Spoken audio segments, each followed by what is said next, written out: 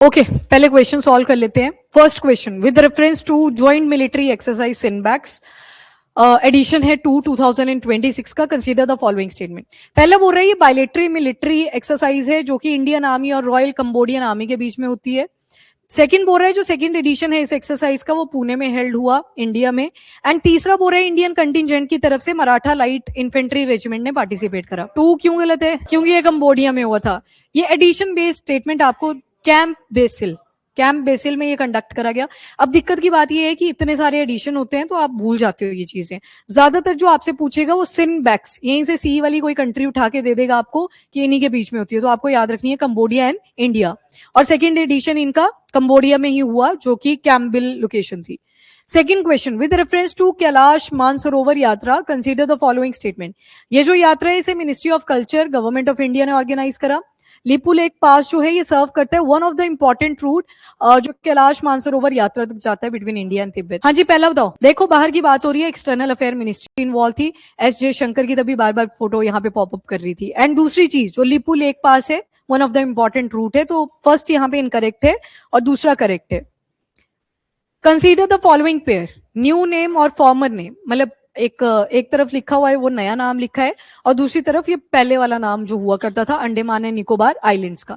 स्वराज द्वीप ये Havelock island को बोला, शहीद द्वीप ये नील आइलैंड को बोला है, एंड नेताजी सुभाष चंद्र बोस द्वीप ये रॉस आइलैंड को बोला है, और वीर सावरकर द्वीप ये कार निकोबार को बोला है। आपने बताना है कौन सा पेयर करेक्टली मैच है।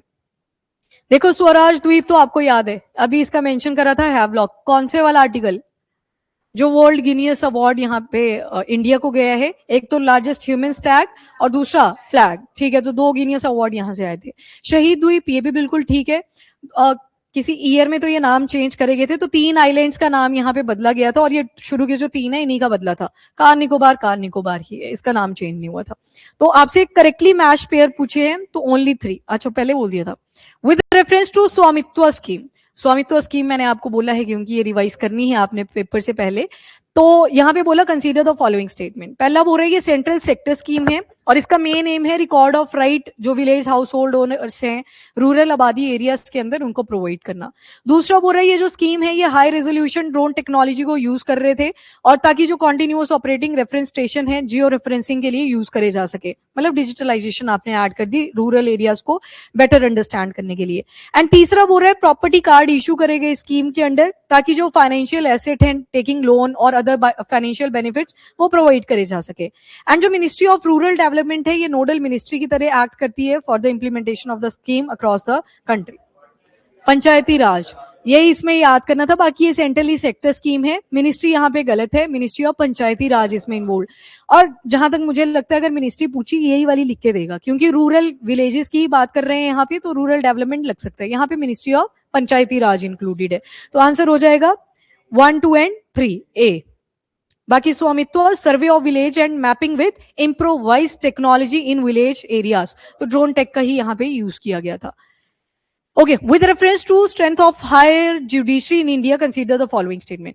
अगर स्ट्रेंथ इंक्रीज करनी है सुप्रीम कोर्ट की तो उसके लिए कॉन्स्टिट्यूशनल अमेंडमेंट रिक्वायर्ड है अंडर आर्टिकल 368। सेकंड बोल रहा है जो पार्लियामेंट है उसको स्ट्रेंथ दे रखी है कि सुप्रीम कोर्ट और जो स्टेट हाई कोर्ट्स हैं वहां पे अगर आपको नंबर स्ट्रेंथ इंक्रीज डिक्रीज करनी, डिक्रीज तो नहीं करते, हमेशा इंक्रीज ही करनी पड़ती है, वो कर सकते हैं। तीसरा बोल रहा है chief justice of India president के अप्रूवल के साथ जो स्ट्रेंथ ऑफ सुप्रीम कोर्ट है उसे इंक्रीज कर सकते हैं। आपको करेक्ट बताना है। देखो पहला तो गलत है, पहले में आपको एक एक्ट का स्पेशल मेंशन किया था, सुप्रीम कोर्ट लिखा था और ब्रैकेट में लिखा था जो भी स्ट्रेंथ है या नंबर ऑफ सीट्स हैं वो आप इंक्रीज कर सकते हो, और आगे लिखा था पार्लियामेंट बाय लॉ। तो बाय लॉ जब मेंशन कर रहा है तो ऑर्डिनरी जो मेजोरिटी है आप जो ऑर्डिनरी लॉ है उसके थ्रू आप ये पास कर सकते हो। पहला हो जाता है गलत, ए नहीं था 1 बोलते हो आप, क्लॉज 2 इनके बारे में हमने पढ़ा था, ठीक है, तो उसके बाद पहला तो हो जाता है गलत। दूसरा बोल रहा है कि parliament determine sanction strength of both supreme court and state high courts. यहाँ पे ये गलत है वैसे स्टेटमेंट, क्योंकि पार्लियामेंट सिर्फ सुप्रीम कोर्ट का मेंशन करेगा और यहाँ पे प्रेसिडेंट का मेन रोल रहेगा फॉर द हाई कोर्ट, तो ये दूसरे वाला गलत है। तीसरा भी गलत है। अच्छा ठीक है, ऑल 3 यहाँ पे वैसे भी आपसे करेक्ट पूछे थे, आपने ऑल 3 बोला था, तो ऑल 3 के हिसाब से आंसर सी हुआ।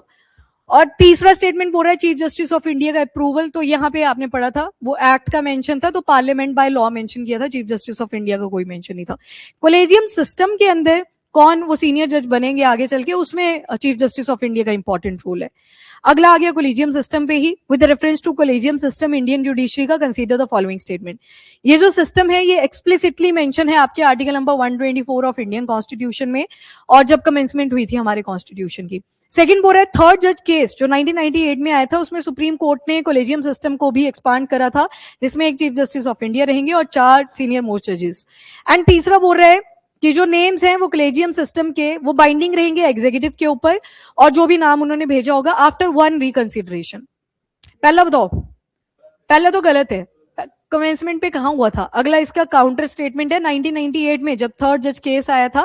पहला SP Gupta versus union of India था, दूसरा स्कोरा वर्सेस यूनियन ऑफ इंडिया था, एंड तीसरा आपका कोलेजियम सिस्टम को ही लेके आया था। और उसके बाद 99th अमेंडमेंट एनजेएसी आता है जो कि बाद में कट डाउन कर दिया।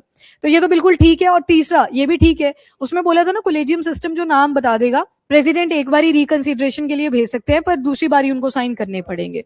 चलो तो यहाँ पे 2 and 3 तो बी इज करेक्ट आंसर। अब असर्शन एंड रीजन वाला स्टेटमेंट है। पहला बोल रहा है असर्शन कि जो हिप्पोस की इंट्रोडक्शन थी नॉन नेटिव हैबिटेट के अंदर, ये यूट्रोफिकेशन कॉज कर रहा था और इसकी वजह से इकोलॉजिकल इंबैलेंस भी हुआ। पर रीजन क्या बताया, क्योंकि जो हिप्पोपोटामस हैं वो large amount of nutrient from land to water लेके आते हैं through their waste. Land to water through their waste, थोड़ा सा स्टेटमेंट घुमाया है। तो असर्शन ठीक है और रीजन भी बिल्कुल इसका ठीक मेंशन करा है। तो A and R R true, पर R is correct explanation of A. Answer is T. अरे यार घुमा के लिखा है ये, लैंड टू वाटर लेके आए थ्रू दियर वेस्ट, मतलब उन्होंने खाया पहले और उसके बाद वेस्ट निकाल दिया पानी के अंदर, तो बिल्कुल ठीक लिखा है reason. With reference to naval anti ship missile short range missile, इसमें एक स्टेटमेंट नहीं आपने पढ़ी थी जो कि यहाँ पे क्लियर हो जाएगी। पहला स्टेटमेंट बोल रहा है इंडिया का first indigenous develop air launch anti ship missile है। दूसरा बोल रहा है ये सुपरसोनिक स्पीड के ऊपर चलेगा थ्रू आउट इट स्पीड। अगर रेंज भी याद है तब भी आप आइडिया लगा सकते हो। सेकंड बोल रहा है ये missile man in the loop capability भी होल्ड कर रहा है जो कि रियल टाइम टारगेट रिफाइनमेंट में हेल्प करेगा। पहला बताओ, पहला तो बिल्कुल ठीक है, एयर लॉन्च हेलीकॉप्टर से ही करा था। नंबर 2 देखो सुपरसोनिक तो नहीं आएगा, 55 किलोमीटर की तो पूरी रेंज थी, ये सबसोनिक है और सबसोनिक में भी इसका मैक नंबर 0.8 आएगा। और जिसको नहीं है पता सबसोनिक और सुपरसोनिक क्या है, तो कल हमने स्क्रैमजेट इंजन के बारे में पढ़ना है जो अभी अल्ट्रा कूल कंडीशन में उन्होंने टेस्टिंग करी थी, तो उसमें हाइपरसोनिक मेंशन है तो मैक नंबर देख लेंगे। इसका सबसोनिक है 0.8 मैक नंबर, तो दूसरा गलत है और तीसरा ठीक है। तो answer is a. Virtual water trade recently in news, आपको ये स्टेटमेंट पढ़ के बताना है कि कौन सा इसको क्लियरली डिफाइन कर पा रही है। तो इसके लिए आपको वर्चुअल वाटर ट्रेड के बारे में पता होना। ठीक है, तो ये वाटर इंटेंसिव गुड्स को बनाने के लिए जब आप इतना ज्यादा पानी का यूसेज करते हो तो उसकी वजह से क्या हुआ, आपने इनडायरेक्टली वाटर का ट्रेड किया। तो सी यहाँ पे करेक्ट है। ठीक है, online. With reference to hanta virus consider the following statement. Hanta virus एक zoonotic RNA virus transmitted disease है जो कि एरोसोलाइज्ड रोडेंट यूरिन ड्रॉपिंग या सलाइवा के इनहेलेशन की वजह से भी फैल सकती है। सिवियर डिजीज है जिसमें हेमरेजिक फीवर आता है, रेनल सिंड्रोम यानी कि किडनी को भी फेल करता है, और पल्मोनरी सिंड्रोम भी है यानी कि हमारे रेस्पिरेटरी सिस्टम को इंपैक्ट करता है। Human to human transmission hanta virus का ये रेयर स्ट्रेन्स में एक बार ही देखा गया है। ठीक है, तो इसमें 1, 2 and 3 तीनों ही ठीक है। और ये कहाँ पे था, एंडीज, और माना जाता है हांटा वायरस ज्यादा जो एंडेमिक था वो अर्जेंटीना में था, तो वहीं पे ये स्ट्रेन भी देखा गया था। चलो जी ठीक है।